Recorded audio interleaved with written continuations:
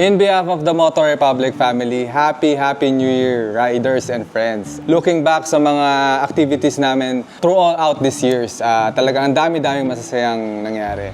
And talaga namang we consider ourselves as successful not because of the activities and the number of rides, but because of the bond na nabuo namin as a family. So again, Happy New Year everyone. My name is Zoy of Motor Republic. See you on the road.